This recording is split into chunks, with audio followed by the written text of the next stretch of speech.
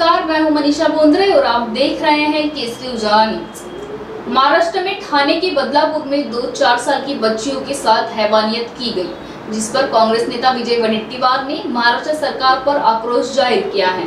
उन्होंने कहा कि महाराष्ट्र को शर्मसार कर देने वाली घटना मुख्यमंत्री के जिले ठाणे में घटी है। आरोपियों पर कार्रवाई करने के बजाय न्याय की मांग कर रहे प्रदर्शनकारियों पर लाठियां बरसाई गई। महाराष्ट्र सरकार दोषियों को बचा रही है। मुख्यमंत्री और गृह मंत्री दोनों को इस्तीफा दे देना चाहिए और महाराष्ट्र से माफी मांगनी चाहिए। आइए जानते हैं उन्होंने आगे और क्या कहा। राज्यकर्त्यांना लाज वाटायला पाहिजे।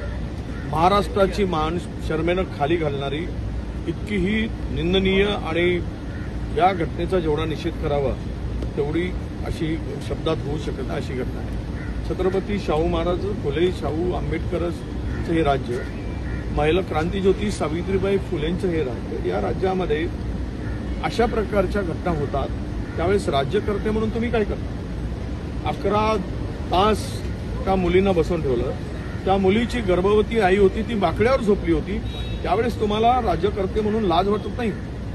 अरे थोडी ना थोडी तरी हे वाक्य करताना जनतेचा उद्रेक होता, तो जो उद्रेक होता स्वयंपूर्ण होता, त्याला त्या घटनेचा निषेध करून कारवाई करण्यापेक्षा तुम्ही विरोधकावर याचा खापर मोडताय। म्हणजे नेहमी तुम्हाला प्रत्येक गोष्टीमध्ये विरोधक दिसतात। तुम्ही का तुमच्या जिल्ह्यामध्ये आज 57% गुन्ह्यामध्ये वाढ झाली मागच्या 7 महिन्यामध्ये, 57% वाढ होणारा ठाणे जिल्हा झालाय।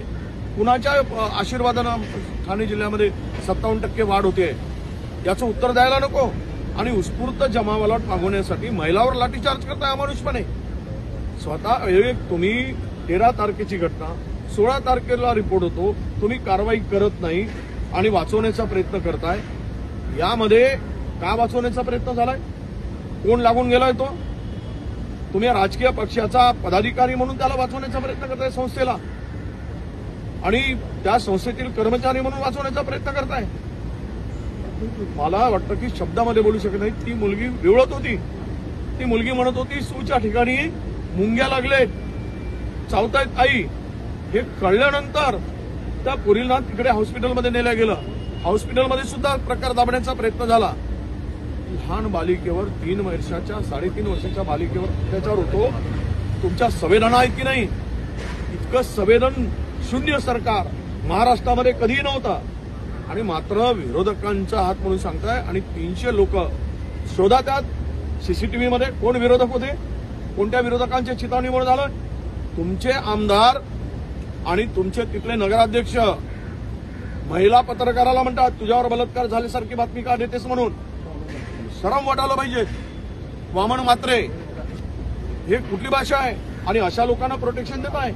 कालचा जो लाठीचार्ज झाला तो बालाजी केनेकर आमदार तिथून सांगतो लाठीचार्ज करा म्हणून, आणि लोकांवर लाठीचार्ज करताय।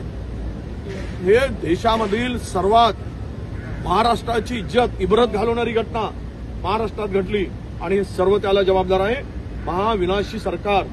हे या पापाची प्रायश्चित्त घेऊन यांनी गृहमंत्री मुख्यमंत्र्यांनी त्यांच्या जिल्ह्यात घटना झाल्यामुळे राजीनामा द्यायला पाहिजे आणि याचं प्रायश्चित्त घ्यायला पाहिजे। इतका उशीर काय झाला?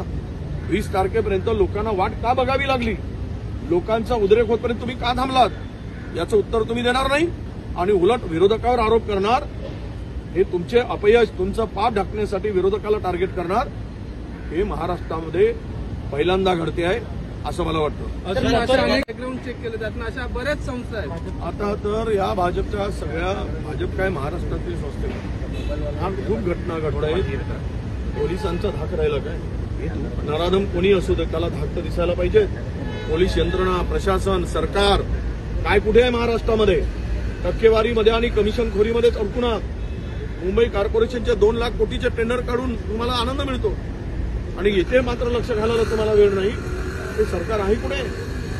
खरा प्रश्न इथे येतो। आणि राहिलाय की त्या 2 मुलींनंतर इतरही त्या शाळेमध्ये पुन्हा तक्रार येतील अशी शक्यता वर्तवली जात आहे, आणि ते फार गंभीर आहे।